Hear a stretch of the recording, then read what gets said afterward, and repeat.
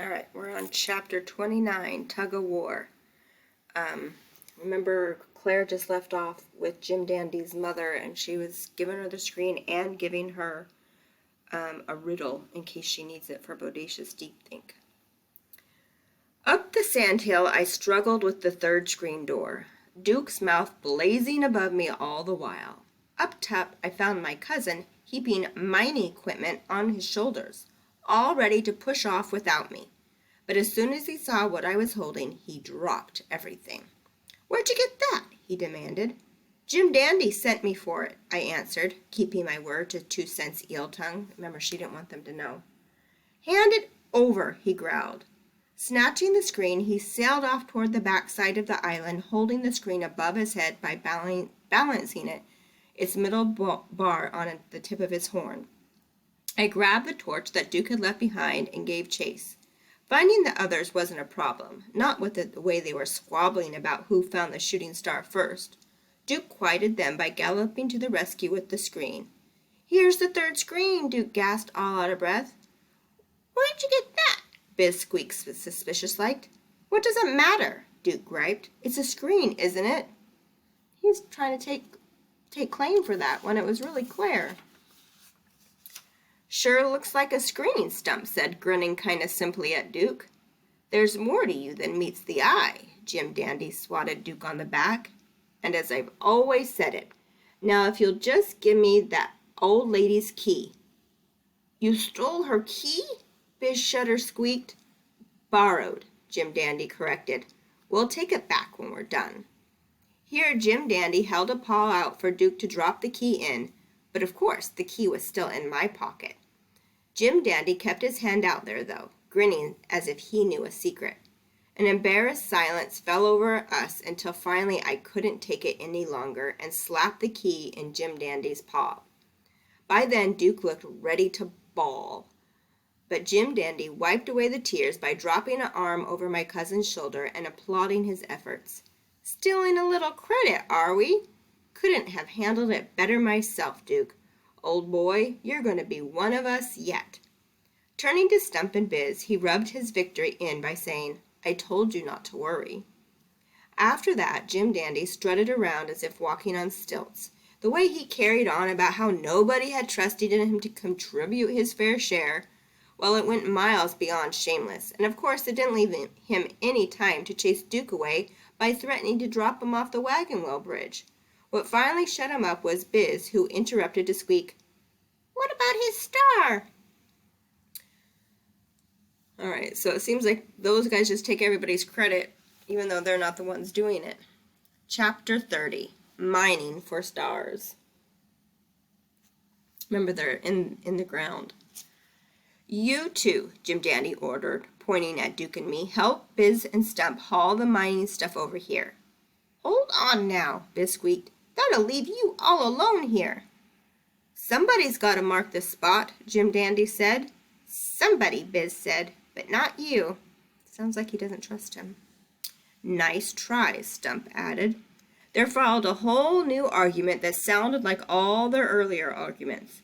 Duke volunteered to mark the spot but got voted down because he was Jim Dandy's little bird. In the end, I got nominated as the only one of all of us that they trusted.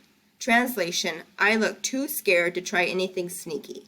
Letting me mark the spot satisfied everyone but Duke, who warned me not to mess up. Or else. So I found myself alone on the dark sandbar, not even a torch at my side. Light might attract company, they said. When a passing barge blew its horn, I nearly jumped out of my skin. Barges had always sounded kind of sad and regal when I was comfy at home in my own bed. But out on the river, they sounded wild and dragonish. It's time's hard to gauge when you're all alone in the dark, with the river rolling along beside you. But it felt as though Duke and the trolls were gone nearly as long as dinosaurs have been. So she was being exaggeration, that meant really long. Eventually they returned, and arguing their way over the last dune, their backs stooped beneath piles of mining equipment. Duke trudged along behind, carting more than his share. With the trolls so busy bickering about who would do the shoveling and who would do the sifting, Duke took it upon himself to play Mr. Hotshot when I made the mistake of asking a question. "What do you need the ukulele for?" I asked. "You've got to sing to a star," Duke informed me, "or it burns itself out." I pointed at the oven mitts on top of the pile of the mining equipment they dumped down on the ground. "What do you think?" Duke sneered. "Stars are hot." There were shovels, normal store-bought ones. No need to explain those, except an anchor was tied to each shovel handle by a thick vine. Anchors? "In case of cave-ins," Duke said. They were catcher masts along with the catcher's chest guards and shin guards, and also a fishbowl. "You'll see," Duke told me. I saw scarves, possibly knitted by mothers, and plastic buckets tied to vines. Stick ladders lay atop a large stack of driftwood, and I was asking about a large roll of orange shag carpet when Jim Dandy drowned me out by shouting at Biz and Stump. "All right, if you're so afraid of getting burnt, I'll do the sifting." "Ain't afraid of nothing," Biz squeaked. "Me either," Stump said. But they seemed relieved just the same. Without another word, they drew a large circle in the sand and started digging inside it. It sounds like the sifting part is the part that they're most scared about. Outside the circle, they dropped the anchors tied to their shovels. Sand flew. Grit filled the air as the mine shaft bored straight down. The trolls wrapped the hand-knit scarves around their faces to keep sand out. There weren't any scarves left over, so Duke had to keep his mouth shut, a small blessing. My cousin and I stood next to the mine shaft, holding a screen door flat like a table between us. Jim Dandy poured a bucket after bucket of sand on the screen, which worked like a sieve. Fine sand was sifted through, while larger pebbles and rocks were caught on top. Jim Dandy checked the pebbles and rocks by poking each one with his claw tip.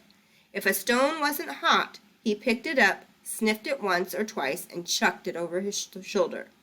Midnight came and went. The trolls dug on, slapping up driftwood retaining walls to stop loose sand from backfilling the hole.